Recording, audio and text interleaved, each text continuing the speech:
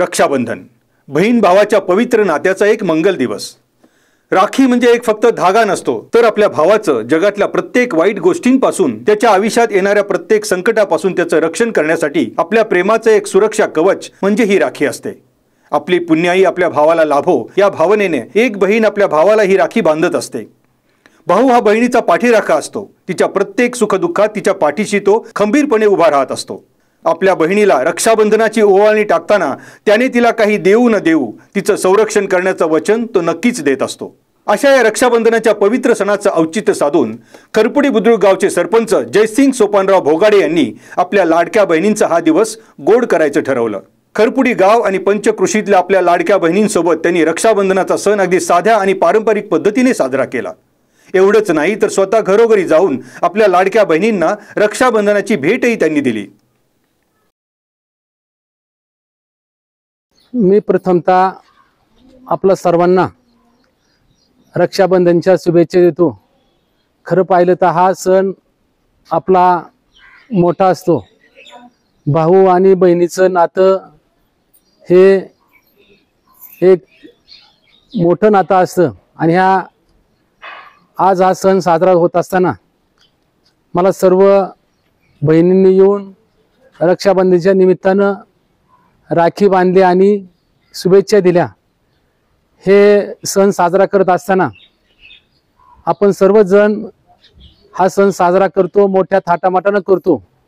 बहीण आली का 12 महिन्यामधून त्यांना आपण साडी चुडी घेऊन बहिणीचं स्वागत करतो आणि आम्ही नेहमीप्रमाणे छोट्या स्वरूपामध्ये हा सण साजरा करत असो। नेहमीप्रमाणे आता हा मोठ्या प्रमाणामध्ये सण साजरा करत असताना आपल्या बहिणींना कुठेतरी वर्षातून भेट होऊन आपण त्यांची राखी बांधत असताना मग आपण साडी चुडी घेऊन मिठाई हा वाटप करतो। त्या निमित्तानं आपण सर्वजण जमलात, सर्व मित्रपरिवार असन, सर्व बहिणी असतील, सर्व गावातील ग्रामस्थ असतील। मी प्रथमतः पुन्हा एकदा सर्व माझ्या माता भगिनींना, सर्व ग्रामस्थांना राखी पौर्णिमेच्या शुभेच्छा देतो। सामाजिक बांधिलकी जपणारा खेड तालुक्याच्या पूर्व भागातील भोगाडे परिवार, या परिवाराच्या उपक्रमात जयसिंग भोगाडे यांच्या सुनबाई दीप्तीताई भोगाडे याही उत्स्फूर्तपणे सहभागी होत आहेत। आपल्या कुटुंबाची सामाजिक बांधिलकी जपण्यात त्याही अग्रस्थानी आहेत।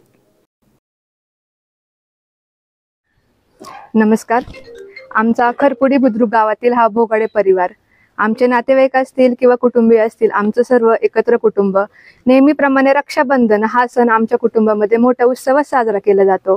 पण यावर्षी आम्ही असं ठरवलंय की आपल्या कुटुंबाप्रमाणे इतरही कुटुंबातील महिलांना आपण तोंड गोड करण्याची संधी देऊयात, त्यांच्यापर्यंत जाऊयात, त्यांना मिठाई वाटप करून त्यांच्याही प्रत्येक घरामध्ये जाऊन त्या आमच्या लाडक्या बहिणींच्या मनामध्ये आमच्याविषयी असेल, आमच्या कुटुंबाविषयी असेल, गोडवा निर्माण करण्याचा प्रयत्न करूया। आमचा हा प्रयत्न गेले 3 ते 4 दिवस झाले आहे, आपल्या जवळपासच्या गावांमध्ये सुरू आहे। प्रत्येक घरामध्ये जाऊन आम्ही सर्व महिला असतील, आमचे कुटुंबीय असतील, आमचे गावकरी असतील, मिठाईचे वाटप करत आहे, सर्व लाडक्या बहिणींना रक्षाबंधनाच्या शुभेच्छा देत आहे।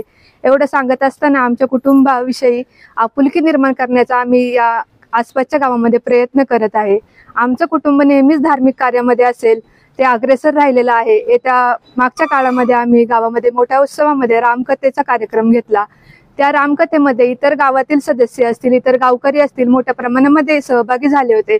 त्याचप्रमाणे येत्या 3-4 दिवसामध्ये आम्हाला इतर गावकऱ्यांचाही चांगल्या प्रमाणामध्ये प्रतिसाद मिळालेला आहे आणि आम्ही लाडक्या बहिणींना रक्षाबंधनाच्या छान गोडवा निर्माण करून, त्यांचं गोड करून, तोंड गोड करून त्यांना छान अशा शुभेच्छा दिलेल्या आहेत।